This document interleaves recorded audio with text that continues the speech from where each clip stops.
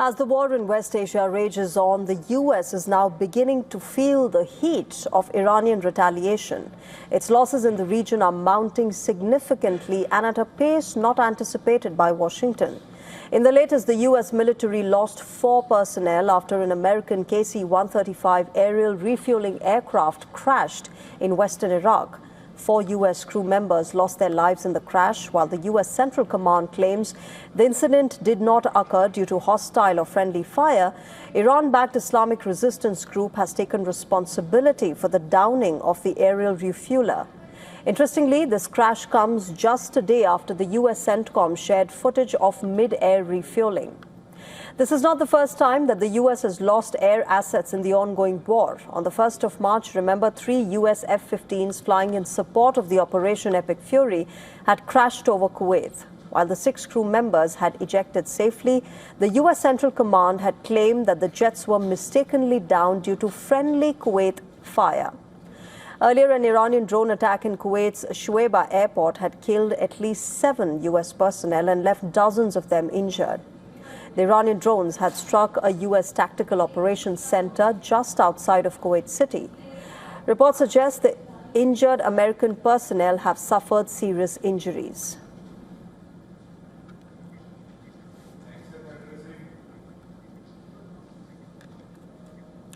All right, let's quickly cut across to the United States of America, where the Secretary of War, Pete Hegseth, is speaking.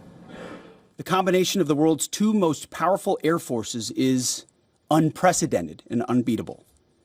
Between our Air Force and that of the Israelis, over 15,000 enemy targets have been struck. That's well over 1,000 a day. No other combination of countries in the world can do that. So today, as we speak, we fly over the top of Iran and Tehran. Fighters and bombers all day picking targets as they choose.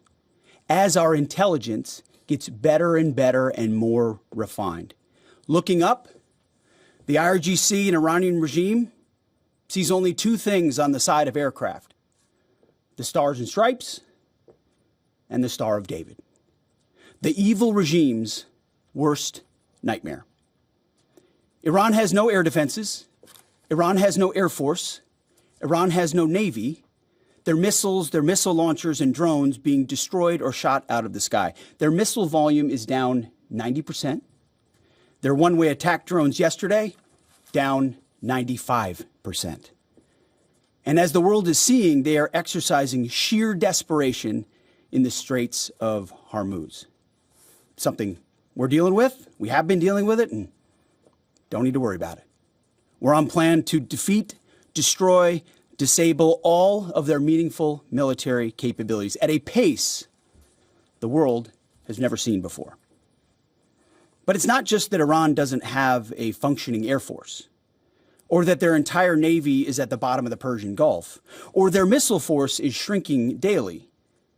Even more importantly, they also don't have the ability to build more. That's the most important component I'd like to emphasize today.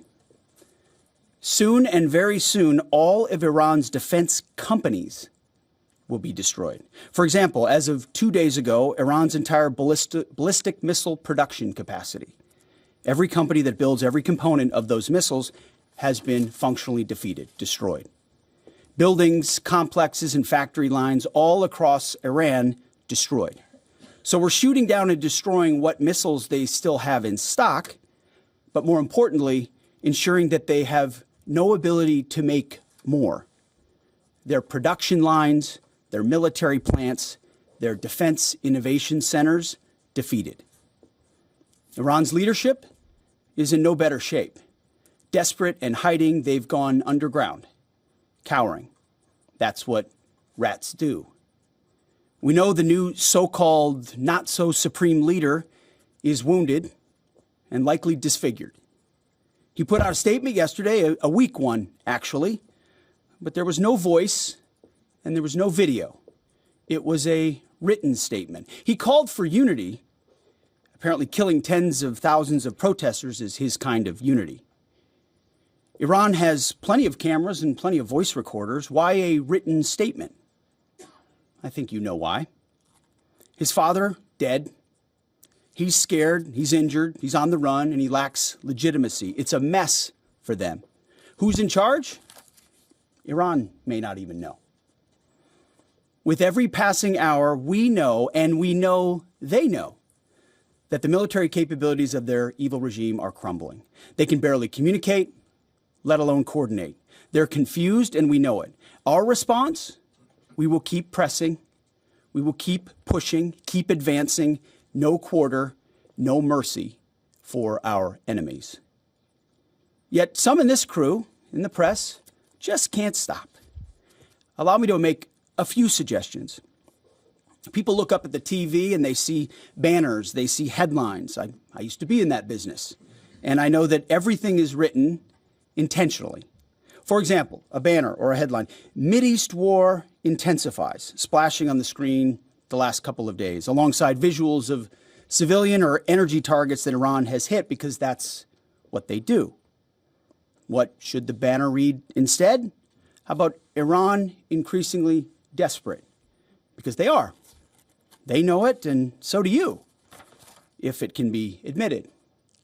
Or more fake news from CNN. Reports that the Trump administration underestimated the Iran war's impact on the Strait of Hormuz. Patently ridiculous, of course. For decades, Iran has threatened shipping in the Strait of Hormuz. This is always what they do, hold the strait hostage. CNN doesn't think we thought of that. It's a fundamentally unserious report. The sooner David Ellison takes over that network, the better.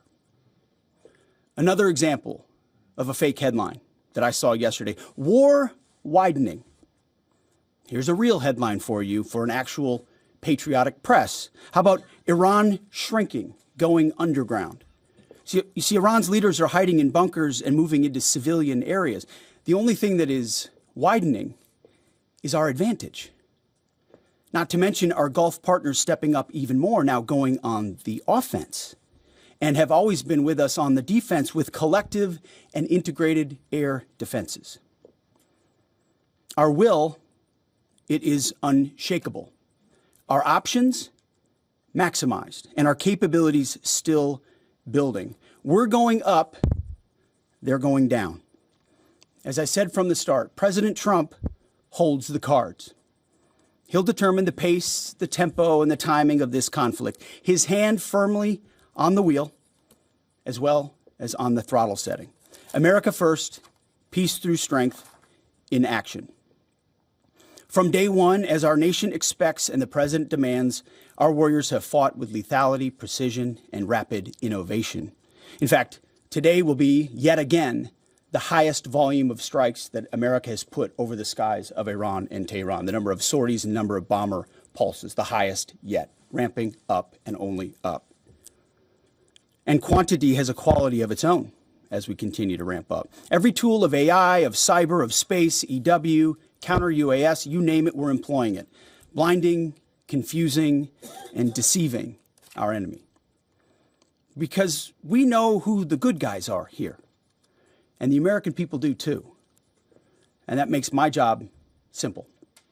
I serve God, the troops, the country, the Constitution, and the President of the United States, and answer only to those.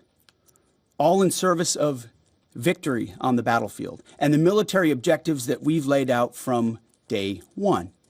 Defeat the missiles, missile launchers, and defense industrial base, which I laid out today. Defeat the Navy and deny Iran the ability to have a nuclear weapon. Clear, decisive, achievable. And Admiral Cooper knows, the CENTCOM commander who we spent a couple of hours with last night, that in pursuit of those objectives, we have his back in every way. His commanders know that, and so do the troops in harm's way. Admiral Cooper gets what he needs, the assets, the authorities, the munitions, you name it. We will stop at nothing to win. War is hell. War is chaos. And as we saw yesterday with the tragic crash of our KC-135 tanker, bad things can happen. American heroes, all of them. And as I have with all of them, as we have, we will greet those heroes at Dover, and their sacrifice will only recommit us to the resolve of this mission. But war in this context and in pursuit of peace is necessary, which is why each day on bended knee we continue to appeal to heaven, to Almighty God's providence, to watch over and give special skill and confidence to our leaders and to our warriors. To those warriors who this nation prays for every single day, I hear from all of you out there who pray for them every day. Stay on bended knee and pray for them. I continue to say to them, Godspeed. May the Lord bless you and keep going. Mr. Chairman, over to you.